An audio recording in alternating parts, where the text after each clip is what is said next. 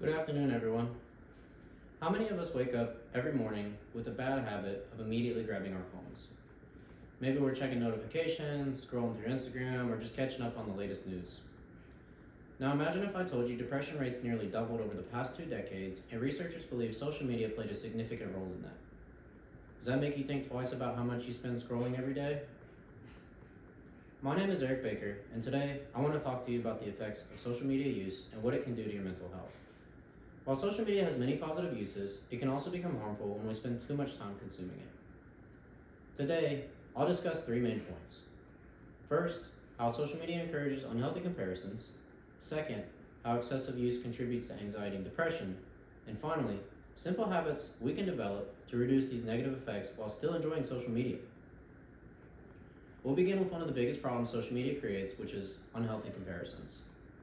When most people post online, they're not sharing their everyday life. They're posting highlights.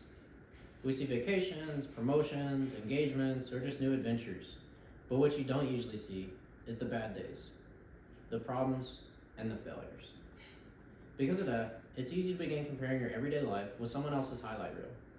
Over time, comparisons make us feel like we're falling behind, even when you're doing perfectly fine. Constant comparisons slowly damage your self-esteem and your self-worth. You begin asking yourself questions like, why is my life not like that? According to the Child Mind Institute, studies have found direct connections between excessive social media use and an increased risk of depression, especially in young adults. The more time people spend comparing themselves to others, the worse they often feel about their own. As you see on the screen, depression and anxiety diagnoses have increased significantly over recent years, especially in younger adults who have grown up with smartphones and social media. Social media isn't just changing what you see online, it's changing how we see ourselves. Which brings me to my second point. Excessive social media use contributes to higher levels of anxiety and depression. One reason is that many users begin seeking validation through likes and followers. Receiving positive feedback feels rewarding, but when those numbers aren't what we expect, it leads to disappointment and even lower self-esteem. Think about how many times you've opened an app for just a minute and realized 30 minutes passed. Most of us have experienced that. Maybe you planned to be productive, but instead you just kept scrolling. I've done it. The problem isn't only lost time, it's how you feel afterward. Instead of feeling refreshed, you can end up feeling more stressed. Social media promises connections and entertainment, but excessive use leaves us feeling isolated and mentally exhausted.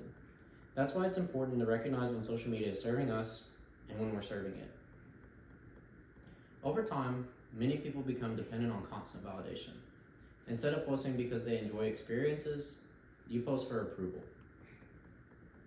Another issue is social media platforms are intentionally designed to keep us engaged as long as possible. Algorithms learn what captures your attention and continuously feeds similar content. Infinite scrolling, personalized recommendations, and constant notifications make it incredibly difficult to stop.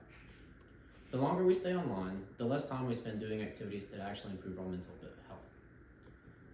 Research from the U.S. Surgeon General also warns that excessive social media use among young people is associated with poor mental health outcomes, including increased symptoms of anxiety and depression. This leads to another concern, which is sleep. Many people scroll through social media late at night, and the combination of endless content with screen exposure makes it harder to fall asleep. Poor sleep is already linked to increased stress, anxiety, and depression. When social media begins to interfere with your rest, it doesn't just affect your mood for one day, it affects your overall mental health. Fortunately, these problems are not impossible to overcome. There are several simple habits we can develop to reduce social media's negative effects. The first and foremost strategy is to limit time you spend on social media each day. Most smartphones nowadays include screen time tracking and features that allow you to monitor and even limit daily usage. Setting a reasonable time limit makes a big difference. Second, we should become more intentional with the content we consume. If content constantly makes you feel inadequate or anxious, you should unfollow them. Instead, fill your feeds with educational or genuinely positive content. Another helpful habit is avoiding social media for at least an hour after waking up and an hour before going to bed.